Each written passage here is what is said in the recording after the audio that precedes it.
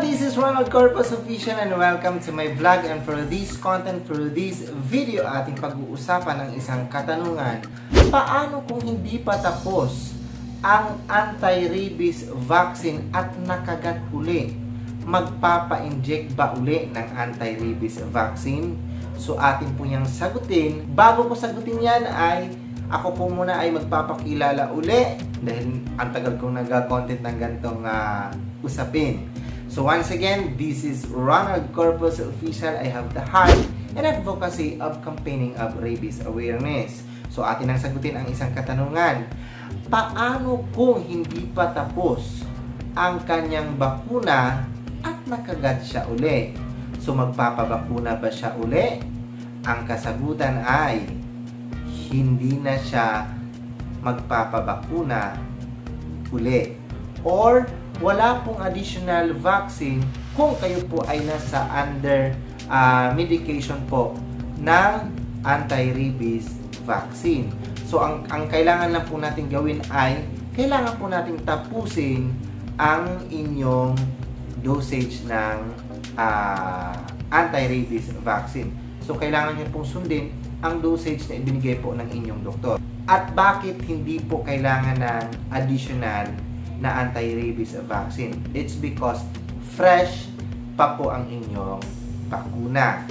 Ito naman ang follow-up question. Paano kung kakatapos lang magpapabakuna ng anti-rabies vaccine at nakagat uli? So, meron po bang karagdagang bakuna? Dalawa lang ang pwede kong isagot. Una, kung ang inyong pagkakagat, so kung kayo po ay nakagat, wala pang 3 months, kayo po ay wala pong additional na bakuna. O kayo po ay huwag po kayong mangamba, wala po kayong gagawin, at kayo po ay safe pa dahil ang inyong bakuna po ay fresh at tight pa. So wala pong additional na vaccine. Pangalawa, kapag naglagpas 3 months na ang inyong bakuna mula ng huling hatol sa inyo, nakalagpas na po ng 3 months, yun po ay kailangan po ng additional vaccine.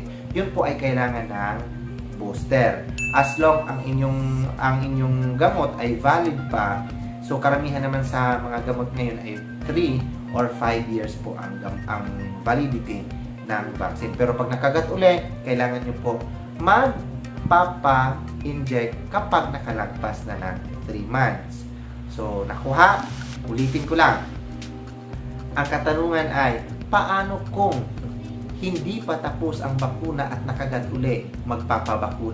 Magpapa-inject ba uli ng anti-rabies vaccine? Ang kasagutan ay hindi or wala pong additional vaccine. Kung ang inyong kagat ay warak, wakwak siya, so malaki po, kailangan nyo pong pumunta sa pinakamalapit na hospital or pinakamalapit niya pong clinic. Baka kasi kailangan po ng additional medication kamukha ng kailangan pong tahiin. So, yun yung po yung kailangan. And follow-up na question, paano kung kakatapos lang ng bakuna, natapos, na kumpleto mo yung bakuna at nakagat uli? Depende po yon kung gaano katagal. Kung wala pang 3 months, ulitin ko, wala pang 3 months, wala pong additional vaccine. Pero kung nakalagpas ng 3 months, kailangan nyo pong additional na vaccine. Yun po ang tinatawag na booster. So, tandaan po natin, mag-ingat po tayo dahil ang rabies virus po ay very fatal o nakakamatay. So, kapag ito po ay umakyat na, nakaranas na po kayo ng sintomas, kagaya ng takot na sa tubig, takot na sa hangin, takot sa ilaw, wala na po kayong magagawa. So, tanggapin na po ang katotohanan na ang rabies po talaga ay nakakamatay. Kaya nakakatakot. Kaya kung nakakagat, wala po tayong ibang gagawin kundi hugasan ang part na nakagat ng any antibacterial soap at pumunta po sa pinakamalapit na hospital o clinic. So, ulitin ko lang, ang rabies vaccine po is not an emergency but it needs an urgency. So, wag po nating baliwalain.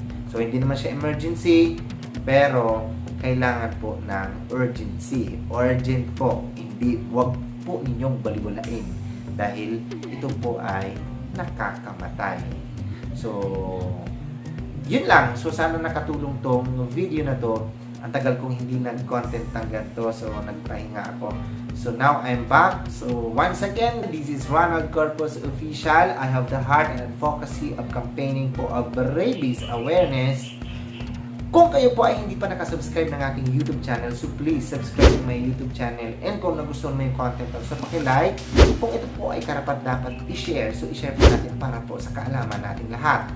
And mag-leave po kayo ng comment, any suggestion, opinion for the next vlog or additional information about this content, so don't hesitate to leave a comment. And pinaka-importante mga ka-official is huwag niyong kalimutan i-click ang ating notification bell para updated kayo sa lahat ng video na gagawin ko dito sa YouTube. Nagpapasalamat din po ako ng buong buo sa inyong walang sawang suporta ng aking YouTube channel.